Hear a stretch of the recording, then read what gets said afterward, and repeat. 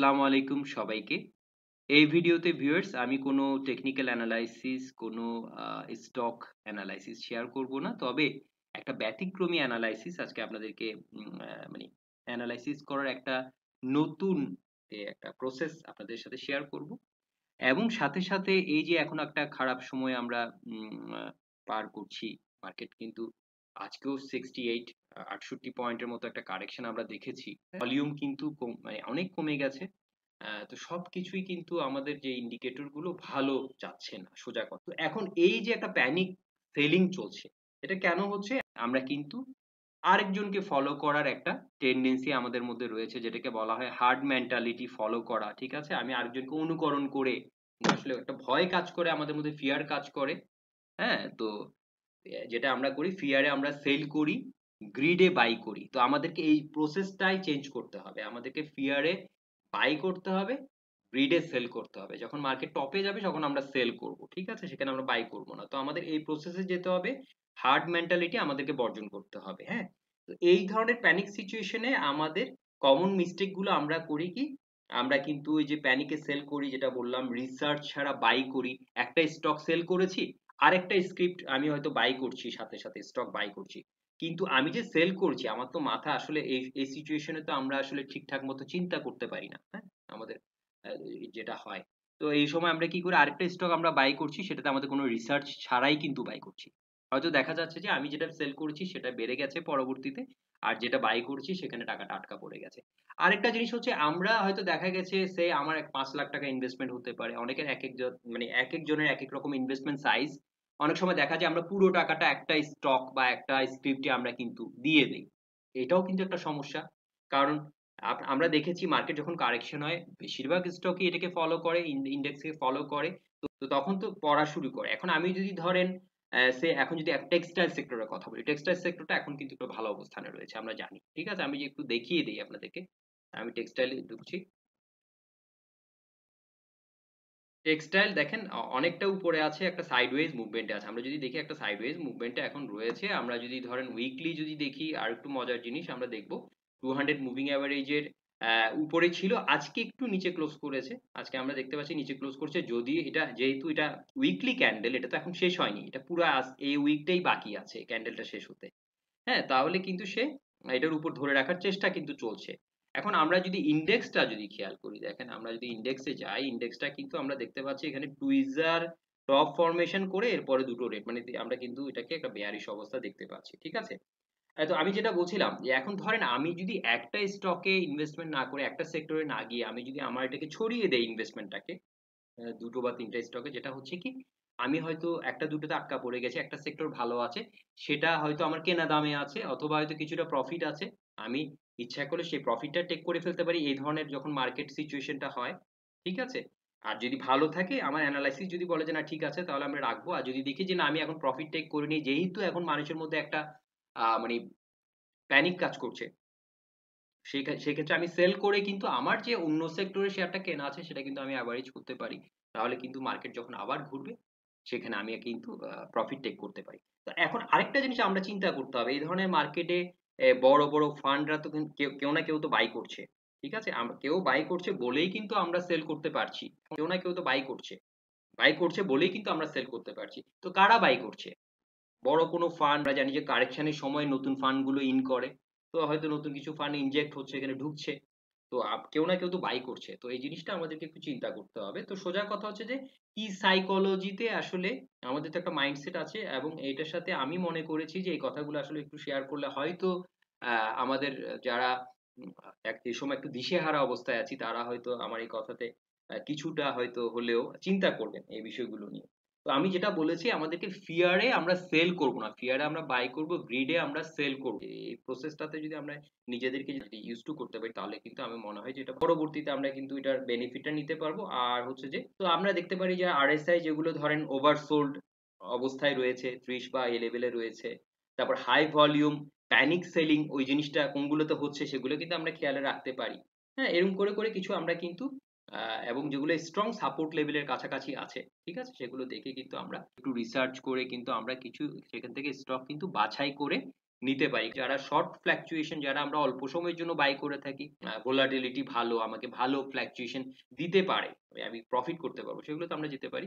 তো এভাবে করে আমরা চুজ করতে পারি। তো এখন মেসেজটা হচ্ছে ওইটাই যে আমরা আরেকজনকে আমরা অনুকরণ করব না, আমরা অবশ্যই বুঝে শুনে এই সময় আমরা ডিসিশনটা নিব।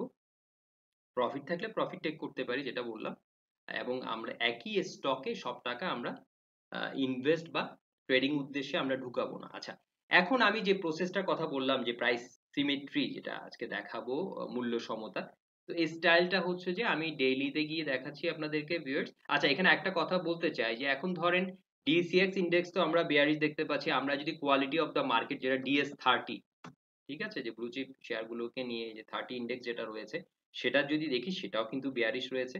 তো এখন আমি যে কথাটা বলতে চাচ্ছিলাম যে একটা একটা নতুন ভাবে আমরা মার্কেটটাকে দেখার যে একটা প্রসেস, বা আমি যেটাকে বলি, যেটাকে বলা হয় প্রাইস সিমেট্রি, হ্যাঁ, সেটাকে প্রাইস ইকুয়ালিটিও বলা হয়, আবার মূল্য সমতা আমরা যদি বাংলাতে বলি মূল্য সমতা বলা হয়।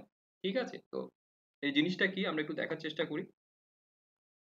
আমরা ডেইলিতে চলে যাচ্ছি ভিউয়ার্স। তো ডেইলিতে আমরা যদি দেখি, দেখেন এই যে একটা, যে এখানে একটা মুভমেন্ট যে হয়েছিল, একটা র‍্যালি যে হয়েছিল, এই যে মে থেকে যেটা আমরা দেখতে পাচ্ছি টপ তৈরি করেছে জুনের 19 তারিখে, ডেইলি দেখছি আমরা, হ্যাঁ, এই যে একটা মুভমেন্ট, আমরা যদি এই ধরেন এখানে কত পয়েন্টের মুভমেন্ট আমরা যদি এখানে ধরি, দেখতে পাচ্ছি 221, সেম জিনিসটা যদি আমরা এখানে বসিয়ে দেই, দেখেন কাছাকাছি আমরা অনেকটা আমরা দেখতে পাচ্ছি যে ইকুয়াল, মানে কাছাকাছি, কিন্তু দেখেন কাছাকাছি আমরা যদি খেয়াল করি, কাছাকাছি, হ্যাঁ, একটা মুভমেন্ট কিন্তু আমরা দেখতে পাচ্ছি এখানে। এবং একইভাবে যদি আমি জিনিসটা যদি এখানে বসাই, এই পাশে যে কারেকশন হয়েছে সেম আমরা কাছাকাছি একটা পয়েন্টের কারেকশন দেখতে পাচ্ছি। আবার যদি ধরেন আমরা এখানে, এই যে এখান থেকে ধরেন একটা ছোট ছোট র‍্যালির মতো হয়েছে, এখানে একটা ট্রেডিং পজ ছিল, এখান থেকে যদি আমরা টপে বসাই একদম সেম আমরা কিন্তু লেভেলটা দেখতে পাচ্ছি। তাহলে এটা কি হচ্ছে, আমরা দেখতে পাচ্ছি যে এটা কিন্তু আপনার একটা, তার মধ্যে রিপিটেটিভনেস একটা নেচার, হ্যাঁ, রিপিটেটিভ একটা নেচার কিন্তু আমরা দেখতে পাচ্ছি পরিষ্কার, হ্যাঁ।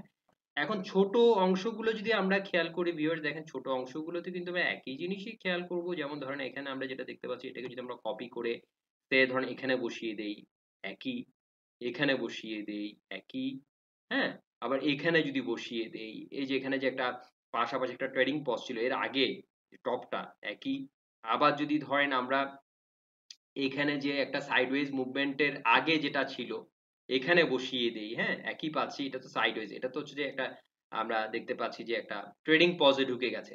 এখন ধরেন এটার পরে যদি ধরেন আমি এখানে যে এখানে বসিয়ে দেই, এরপরে যদি সেম, তাহলে আমরা কিন্তু এই পয়েন্টটা পাচ্ছি যেটা হচ্ছে যে 5310-11 কাছাকাছি, হ্যাঁ, যেখানে একটা লেভেল হয়তো যেটা হচ্ছে তার রিপিটেটিভ যে একটা তার নেচার রয়েছে, সেটা যদি হয় সেক্ষেত্রে হয়তো আমরা দেখতে পারি এরকম হতে পারে সম্ভাবনা। আবার যদি ধরেন আমি এখান থেকে একদম টপ পর্যন্ত এটাকেই যদি একটা ধরে নেই, সেক্ষেত্রে সেটাকে নিয়ে যদি আমি ধরেন এখান থেকে বসিয়ে দেই টপ থেকে বটম, তাহলে সেটাও কিন্তু আমাকে এই কাছাকাছি একটা লেভেল 5300,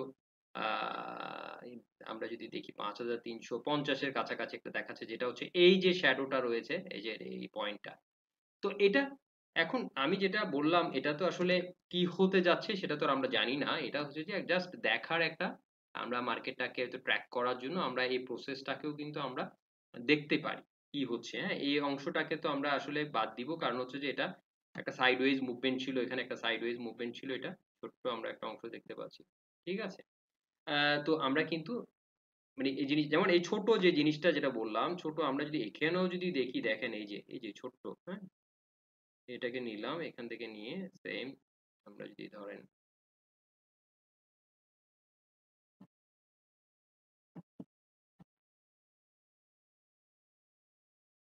এই যে দেখেন একদম সেম আমরা পাচ্ছি, ঠিক আছে, এটার আমরা কিন্তু সেম লেভেলটাই কিন্তু পাচ্ছি, হ্যাঁ। এবং এখানে যদি যেটা বললাম যে আমরা যদি এখানে বসাই, এই যে যেটা বলেছি, এই যে, হ্যাঁ, এই যে টপের কাছাকাছি কাছাকাছি কিন্তু পাচ্ছি, মানে একটু 19-20 হতে পারে, বাট কাছাকাছি হবে, একদম তো মানে সেম হবে না, ঠিক আছে, কিছুটা চেঞ্জ আমরা পাবোই।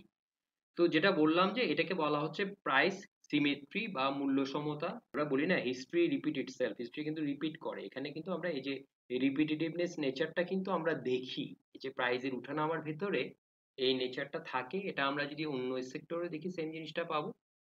তো এখান থেকে আমরা যেটা আসলে একটা কথাই বলতে পারি যে এখনকার যে অবস্থায় আমরা দেখছি, যদি আমরা এই যে ছোট ইয়াটাকে যদি ধরি, আমরা এখানে যে ছোট যে অংশটা, সেই ছোট অংশটাকেও যদি আমরা এখানে ইয়া করি, যেটা হচ্ছে যে আমরা যদি ধরেন এখানে এখন সাইডওয়েজ মুভমেন্টের পরে যদি দেই, সেই ক্ষেত্রে আমার এখানে যে এর আগের একটা ক্যান্ডেল যে আমরা একটা লো দেখতে পাচ্ছি, যেটা হচ্ছে যে 5340, ঠিক আছে?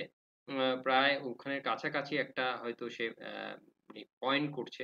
বাট এটা অবশ্যই বলব না যে এটা তো আসলে কোনো ওইভাবে অ্যানালাইসিস এর মধ্যে পড়ে না। এটা হচ্ছে যে একটা, যেটা বললাম যে মার্কেট কিছু, কিছু জিনিস তার যে রিপিট করে, হ্যাঁ? এটা করছে কিনা জাস্ট আমরা সেটা নজরদারিতে রাখতে পারি।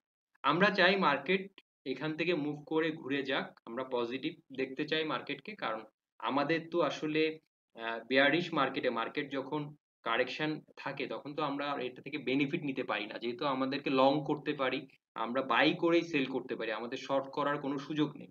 তো আমরা চাইবো মার্কেটটা এখান থেকে ঘুরে যাক।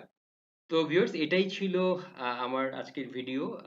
আমার একটা মেসেজ যেটা আপনাদের কাছে পৌঁছানো, যে আমাদেরকে হার্ড মেন্টালিটিটা অ্যাভয়েড করতে হবে। আমরা আরেকজনকে অনুকরণ না করে, হ্যাঁ, আমাদের নিজস্ব রিসার্চ নিয়ে, এবং অবশ্যই আমাদের ইনভেস্টমেন্টটাকে বিভিন্ন সেক্টরে আমরা কিন্তু বুঝে শুনে আমাদের ইনভেস্টমেন্ট সাইজ অনুযায়ী আমাদের ডিসিশনটা নিতে হবে, যাতে এই ধরনের সিচুয়েশনে আমরা আটকা পড়ে না যাই। তো সবাই ভালো থাকবেন, সবার পুঁজি সুরক্ষিত থাকুক, এই দোয়া করে এখানেই শেষ করছি। আসসালামু আলাইকুম।